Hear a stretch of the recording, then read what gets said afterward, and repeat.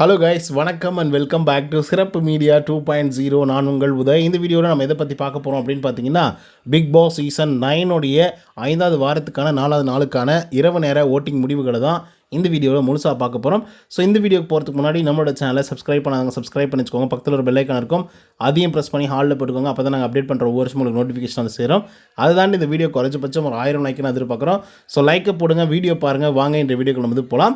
Number 1 பொசிஷனில் யார் இருக்காங்க அப்படின்னு பார்த்தீங்கன்னா, வினோத் அவர்கள் தான் வந்துருந்துட்டுருக்காரு. அவர் வாங்கிய ஓட்டுகளோட எண்ணிக்கை அப்படின்னு சொல்லி பார்க்கும்பொழுது 1,52,556 ஓட்டுகளாகும். அண்ட் பர்சன்டேஜ் வைஸ் அப்படின்னு சொல்லி பார்க்கும்பொழுது 19.96% வந்து இருந்துட்டுருக்காங்க நம்மளுடைய கானா வினோத் அவர்கள். ஸோ அட்டகாசமான வாக்குகளை வந்து வாங்கிட்டு இருக்காரு அப்படின்னு வந்து சொல்லலாம். செகண்ட் பொசிஷனுக்கும் இவருக்கும் கிட்டத்தட்ட ஒரு 60,000 வாக்குகள் அப்படியே தொடர்ந்து வந்து பார்த்திங்கன்னா இருந்துகிட்ருக்கு. ஸோ அதனால் வெயிட்டான பிளேயராக கானா வினோத் அவர்கள் வலம் பெறுவார் அப்படிங்கிறதுல மாற்றுக்கிறது கிடையாது. செகண்ட் பொசிஷனில் யார் இருக்காங்க அப்படின்னு பார்த்தீங்கன்னா, கம்ருதீன் அவர்கள் தான் வந்து இருந்துட்டுருக்காரு. அவர் வாங்கிய ஓட்டுகளுடைய எண்ணிக்கை அப்படின்னு சொல்லி பார்க்கும்பொழுது கிட்டத்தட்ட 90,341 ஓட்டுகளாகும். அண்ட் பர்சன்டேஜ் வைஸ் அப்படின்னு சொல்லி பார்க்கும்பொழுது கிட்டத்தட்ட 11.82% வந்து இருந்துட்டுருக்காங்க நம்மளுடைய கம்ருதீன் அவர்கள். ஸோ கம்ருதீனுக்கு இந்த வாரம் ஒரு நல்ல வாரமாக அமைஞ்சிருக்கு அப்படின்னு வந்து சொல்லலாம். ரீசன் என்ன அப்படின்னு பார்த்தீங்கன்னா, அவ்வளோ வாக்குகளை வந்து வாங்கி குவிச்சிருக்காப்புல. ஸோ இதுக்கு முன்னாடி வாரங்களில் நிறைய கெட்ட பேர்கள் வாங்கியிருந்தாலும், நிறைய கேஸுகள் வந்து வாங்கியிருந்தாலும், இந்த வாரம் கொஞ்சம் பொறுமையாக நிதானமாக ஹேண்டில் பண்ணிட்டு இருக்காரு. ஸோ அதன் காரணமாக வந்து பார்த்திங்க அப்படின்னா கம்ருதீன் அவர்களுக்கு நல்ல வாக்குகள் கிடைச்சிருக்கு. மூன்றாவது பொசிஷனில் யார் இருக்காங்க அப்படின்னு பார்த்தீங்கன்னா, வியானா அவர்கள் தான் வந்து இருந்துட்டுருக்காங்க. அவங்க வாங்கிய ஓட்டுகளோட எண்ணிக்கை அப்படின்னு சொல்லி பார்க்கும்பொழுது 78,744 ஓட்டுகளாகும். அண்ட் பர்சன்டேஜ் வைஸ் அப்படின்னு சொல்லி பார்க்கும்பொழுது 10.3% வந்து இருந்துட்டுருக்காங்க வியானா அவர்கள். ஸோ வியானாவை பொறுத்தவரை ஒரு நல்ல பிளேயர். ஸோ அதன் காரணமாக நல்ல வாக்குகளும் வந்து வாங்கியிருக்காங்க. பட் ஏதோ ஒரு இடத்துல வந்து அடி வாங்கியிருக்காங்க. ஸோ அதனால தான் வந்து பார்த்திங்கன்னா வாக்குகள் அப்படிங்கிறது வந்து குறைய ஆரம்பிச்சிருக்கு. அதுக்கான ரீசன் மேபி 12 பேர் வந்து நாமினேஷன் லிஸ்ட்டில் இருக்காங்க. ஸோ அதுவாக கூட வந்து இருக்கலாம்.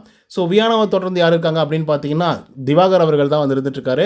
அவர் வாங்கிய ஓட்டுகளோட எண்ணிக்கை அப்படின்னு சொல்லி பார்க்கும்பொழுது 71,933 ஓட்டுகளாகும். அண்ட் பர்சன்டேஜ் வைஸ் அப்படின்னு சொல்லி பார்க்கும்பொழுது 9.41% வந்து இருந்துட்டுருக்காரு திவாகர் அவர்கள். ஸோ திவாகரை பொறுத்தவரையிலையும் நல்ல பிளேயர், அந்த பிளேயர் இந்த பிளேயர் அப்படின்ற மாதிரிலாம் வந்து சொல்ல முடியாது. பட் நல்லா காமெடி பண்ணுறாரு. இன்றைக்கெல்லாம் லைவில் பார்த்து பார்த்தீங்கன்னா பயங்கரமாக காமெடியாக வந்து இருந்தது. செம்மையாக சிரிப்பாகவும் வந்துட்டு இருந்தது. ஏன் அப்படின்னு பார்த்தீங்கன்னா, சபரிநாதன் வந்து அந்த சிலை மாதிரி வந்து நின்றுட்டுருப்பார்ல, அந்த சிலையோட பொசிஷன் வந்து பார்த்திங்க அப்படின்னா நம்ம திவாகர் அவர்களுக்கு வந்து கொடுத்துட்டாங்க. ஸோ அந்த மனுஷன் அந்த கெட்டப்பெல்லாம் போட்டுக்கிட்டு செம்மையாக தூங்கி வந்து விழுந்துட்டு இருந்தார். செம்ம ஃபன்னாக இருந்தது. கண்டிப்பாக எபிசோடில் பாருங்கள், செம்மையாக இருக்கும்.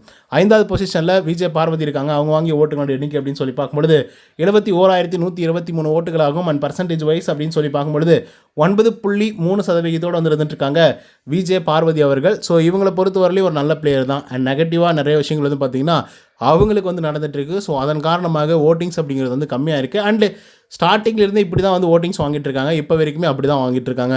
6வது பொசிஷனில் யார் இருக்காங்க அப்படின்னு பார்த்தீங்கன்னா, விக்ரம் அவர்கள் தான் வந்திருக்காரு.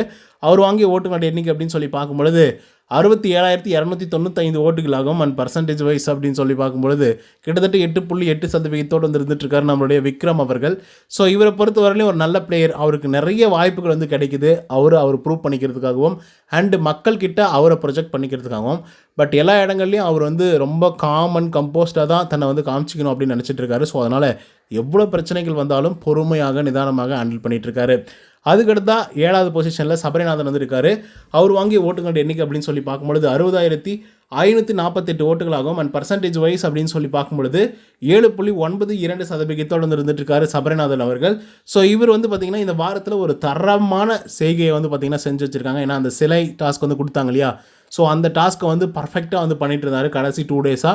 பட் இன்றைக்கி வந்து பார்த்திங்க அப்படின்னா அவர் பதவி விலகிட்டாப்பில் ரீசன் திவ்யா. ஸோ அது மட்டும் இல்லாமல் மேனேஜர் போஸ்ட்டும் அவங்களுக்கு வந்து கிடச்சிருக்கு. ஸோ அதனால் I am happy for that. அதுக்கடுத்து வந்து பார்த்திங்கன்னா 8வது பொசிஷனில் கெமி அவங்க வாங்கிய ஓட்டுகளோட எண்ணிக்கை அப்படின்னு சொல்லி பார்க்கும்பொழுது 37,787 ஓட்டுகளாகும். அண்ட் பர்சன்டேஜ் வைஸ் அப்படின்னு சொல்லி பார்க்கும்பொழுது 4.94% வந்து இருந்துட்டுருக்காங்க கெமி அவர்கள். ஸோ கெமியை பொறுத்தவரையிலையும் ஒரு நல்ல பிளேயர் தான். ஃபீமேல்லே வந்து ஒரு நல்ல ஃபிசிக்கல் ஃபிட்னஸ் இருக்கக்கூடிய, அது ஃபிசிக்கல் டாஸ்க்கெல்லாம் பக்காவாக பண்ணக்கூடிய ஒரு ஆள் இருக்காங்க அப்படின்னா அது கெமி அப்படின்னு வந்து சொல்லலாம். ரீசன் என்னென்னா, அவங்க ரியல் டைம்லேயே வந்து ஒரு ஸ்போர்ட்ஸ் உமன், ஓகேங்களா. ஸோ அதை வந்து சரியான முறையில் வீட்டுக்குள்ளே பயன்படுத்திக்கிட்டால் ஓகே தான். டாஸ்க்கை வச்சு மட்டுமே மக்கள் வந்து முடிவு பண்ண மாட்டாங்க. 9வது பொசிஷனில் எஃப்ஜி அவர்கள் வந்து இருந்துட்டுருக்காரு. அவர் வாங்கிய ஓட்டுகளோட எண்ணிக்கை அப்படின்னு சொல்லி பார்க்கும்பொழுது 34,426 ஓட்டுகளாகும். அண்ட் பர்சன்டேஜ் வைஸ் அப்படின்னு சொல்லி பார்க்கும்பொழுது 4.5% வந்து இருந்துட்டுருக்காங்க நம்மளுடைய எஃப்ஜி அவர்கள். ஸோ எஃப்ஜி அவர்களுக்கு வந்து பார்த்திங்கன்னா அப்படியே ஃப்ளக்சுவேஷன்ஸ் நிறைய வந்து வந்துட்டுருக்கு. பட் இவனுக்கெல்லாம் எவன் ஓட்டு போடுறான்னு எனக்கு வந்து சுத்தமாக புரியல.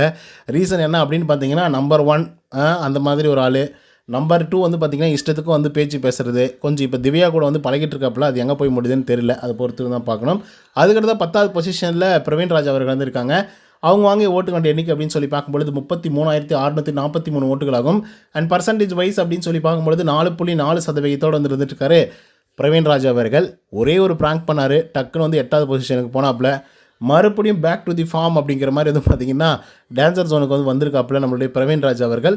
ஸோ ஏன் எதுக்கு அப்படின்றது வந்து தெரியல. ஸோ இந்த இடத்துல வந்து நீங்கள் கேம் விளையாடுறது மட்டுமே வந்து மக்கள் வந்து பார்க்க மாட்டாங்க, அதுக்காக மட்டுமே ஓட்டு போட மாட்டாங்க அப்படிங்கிறது இதில் கிளியராக வந்து தெரியுது. அதுக்கடுத்து 11வது பொசிஷனில் ரம்யா. அதுக்கடுத்து அவங்க வாங்கிய ஓட்டுகளோட எண்ணிக்கை 33,157 ஓட்டுகளாகும். அண்ட் பர்சன்டேஜ் வைஸ் அப்படின்னு சொல்லி பார்க்கும்பொழுது 4.34% வந்து இருந்துட்டுருக்காங்க ரம்யா ஜோ அவர்கள். ஸோ ரம்யா ஜோ எதுவுமே பெருசாக பண்ணுறதில்ல, வீட்டுக்குள்ளே சும்மா தூங்கிட்டு இருக்காங்க, எந்திரிக்கிறாங்க, ஏதோ அவங்களுக்கு கொடுக்கப்படக்கூடிய வேலைகளில் ஒரு 30-40% வந்து பண்ணுறாங்களே தவிர மற்றபடிக்கு எந்த அட்டென்ஷன் சீக்கிங்க்கும் ஒன்றும் பண்ணல. அவங்க மக்களை நம்பலை, வீட்டில் இருக்கக்கூடிய குரூப்பிஸ்ட்டை மட்டும் தான் நம்பியிருக்காங்க. 12வது பொசிஷனில் துஷார் அவர்கள் வந்து இருக்காங்க. அவங்க வாங்கிய ஓட்டுகளோட எண்ணிக்கை அப்படின்னு சொல்லி பார்க்கும்பொழுது 32,859 ஓட்டுகளாகும். அண்ட் பர்சன்டேஜ் வைஸ் அப்படின்னு சொல்லி பார்க்கும்பொழுது 4.3% வந்து இருந்துட்டுருக்காரு துஷார் அவர்கள். ஸோ துஷார் அவர்கள் தான் கடைசி பொசிஷனில் இப்போ இருக்காங்க. ஸோ ஒவ்வொரு காலை நேர முடிவுகள்லையும், மதிய நேர முடிவுகள்லையும், அதே போல் இரவு நேர முடிவுகளில் ஏகப்பட்ட ஃப்ளக்சுவேஷன்ஸ் வந்து பார்த்திங்கன்னா நடந்துகிட்டே வந்துட்டு இருக்கு. சொல்லப்போனால் சப்ரிநாதன் அந்த 7th பொசிஷன் வரைக்கும் எந்த பிரச்சனையும் இல்லை. அதுக்கு கீழே இருக்கக்கூடிய 5 பொசிஷனுக்கு ஏகப்பட்ட பிரச்சனைகள் வந்து வந்துட்டுருக்கு. குறிப்பாக அந்த 5 பேருமே கீழே போய் மேலே வராங்க, கீழே போய் மேலே போகிறாங்க. சொல்லப்போனால் கடைசி பொசிஷன் வரைக்கும் போயிட்டு மறுபடியும் வந்து பார்த்திங்கன்னா 8வது பொசிஷன், 9வது பொசிஷன் அப்படின்னு சொல்லி வராங்க. ஸோ அதனால் யார் எவிக்டாக வெளியே போவாங்க அப்படிங்கிறது சுத்தமாக வந்து தெரியல. எந்த ஐடியாவும் இந்த வாரம் கிடையாது. அண்ட் அதெல்லாம் தாண்டி வந்து பார்த்திங்க அப்படின்னா இன்னொரு முக்கியமான விஷயத்தை பற்றி நான் சொல்லியே தீரணும். துஷார், ரம்யா, பிரவீன், எஃப்ஜே. ஸோ இந்த 4 பேர். அதுக்கப்புறம் இன்னொருத்தர் ஒரு ஆள் வந்திருக்காங்க, கெமி. ஓகேங்களா, அந்த கெமியை விட்டுருங்க, அவங்க வந்து சேப்பர் ஜோனில் வந்திருக்காங்க. மீதி 4 பேர் வந்திருக்காங்க. ஸோ இந்த 4 பேரில் வந்து யார் கண்டென்ட் கொடுக்குறாங்க அப்படிங்கிறத வந்து கண்டிப்பாக பார்ப்பாங்க. ஸோ யார் ரொம்ப லீஸ்டான கண்டென்ட் கொடுக்குறாங்க அப்படிங்கிறதையும் பார்ப்பாங்க. இவங்க இருந்தால் அந்த ஷோவுக்கு வந்து மைலேஜாக இருக்கும், இவங்க இருந்தால் ஷோ இன்னும் அடுத்த கட்டத்தில் லெவலுக்கு வந்து போகும் அப்படின்ற மாதிரி யோசனை இருந்தால் அந்த கண்டஸ்டன்ட் உள்ளே வந்து இருப்பாங்க. பட் இந்த 4 பேரில் வந்து என்னை பொறுத்த வரலையும் துஷாருக்கு இப்போ தான் வந்து கோவமே வர ஆரம்பிச்சிருக்கு. ஒவ்வொருத்தருக்கிட்டையும் போயிட்டு சண்டை இழுக்க ஆரம்பிச்சிருக்கான். ஸோ அதனால் அவரை கூட வீட்டுக்குள்ளே வச்சுக்கிறதுக்கான வாய்ப்புகள் வந்து இருக்குது. 2வது பிரவீன் ராஜ் அவர்கள் வந்து இருக்கார் இல்லையா, அந்த மனசு வந்து பார்த்திங்க அப்படின்னா அந்த கேம் அப்படின்னு சொல்லி வரும்பொழுது நிறைய விஷயங்கள் வந்து பண்ணிகிட்ருக்காரு. And rude is a rude அப்படின்ற மாதிரி ரூடாக வந்து நடந்துக்கிறார் சில நேரங்களில். ஸோ அதனால் அவரும் இருக்கிறதுக்கான வாய்ப்புகள் இருக்குது. எஃப்ஜேவெல்லாம் நம்ம கணக்கிலே வச்சுக்கூடாது, அவன் போனால் நல்லது. ஓகேங்களா, யாரும் இருக்கணும்னு நினைக்காதீங்க. அதுக்கடுத்து ரம்யா. இவங்க 2 பேரில் யாராவது ஒரு ஆள் எவிக்டாகி வெளியே போகலாம், இல்லை இவங்க 2 பேருமே கூட எவிக்டாகி வெளியே போகலாம். அதை நம்ம பொறுத்து தான் பார்க்கணும். ஓகே கைஸ், இந்த வீடியோ பிடிச்சிருக்குன்னு நினைக்கிறேன். யார் எந்தெந்த பொசிஷன் இருக்காங்க அப்படிங்கிறத பற்றிலாம் டீட்டெயிலாக பார்த்தோம். ஸோ உங்களுக்கு பிடிச்ச கண்டஸ்டன்ட் யார், நீங்கள் யார் கோட் பண்ணீங்க அப்படிங்கிறத கமெண்ட்ஸில் வந்து பதிவு பண்ணுங்கள். இந்த வீடியோ உங்களுக்கு வந்து பிடிச்சிருந்தா லைக் அண்ட் சப்ஸ்கிரைப் பண்ண மறந்துடாதீங்க. இன்னொரு தகவலுடன் சந்திக்கிறேன். Until then bye from Uday. நன்றி, வணக்கம்.